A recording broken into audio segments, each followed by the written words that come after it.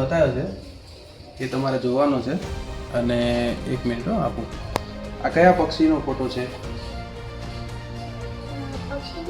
તો ખૂબ સરસ. એટલે બંધ આંખોથી બધું જોઈ શકે છે આ બાળક. ઇસરોના અધિકારીએ પણ લીધી મુલાકાત. બનાસકાંઠા દિયોદરના ઓઢા ગામે ચોથા ધોરણમાં અભ્યાસ કરતો Kris Gajjar meditation brain exercise થકી બંધ આંખોથી નિહાળવાની શક્તિ ધરાવે છે. સોશિયલ મીડિયામાં વિડીયો વાયરલ થતા ગાંધીનગરથી ઇસરોના અધિકારીએ મુલાકાત લીધી હતી.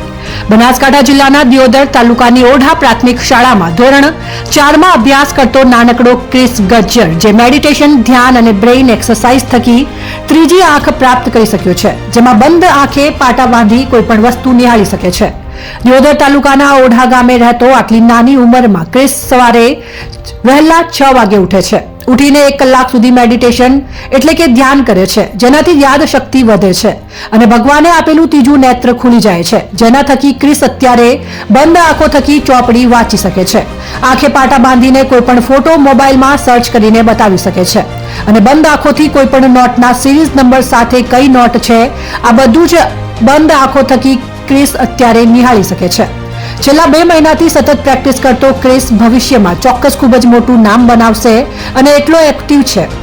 દિયોદર ખાતે થોડા સમય અગાઉ વિજ્ઞાન મેળામાં પણ ક્રિસ ગજ્જરની જિલ્લામાં સારી એવી નોંધ લેવામાં આવી હતી. ત્યારબાદ સોશિયલ મીડિયામાં આ બાળકનો વિડીયો વાયરલ થયો અને જોત જોતામાં સમગ્ર ગુજરાત અને દેશભરમાંથી તેના માતા પિતાને ફોન પણ આવવા લાગ્યા છે.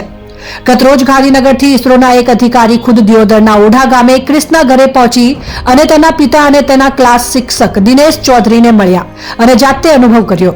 આ બાળક ગુજરાતભરમાં હાલમાં ખૂબ જ પોપ્યુલર થયો છે. ચોથા ધોરણમાં અભ્યાસ કરતો ક્રિસ ગજ્જર ખૂબ જ હોશિયાર અને એક્ટિવતા ધરાવે છે.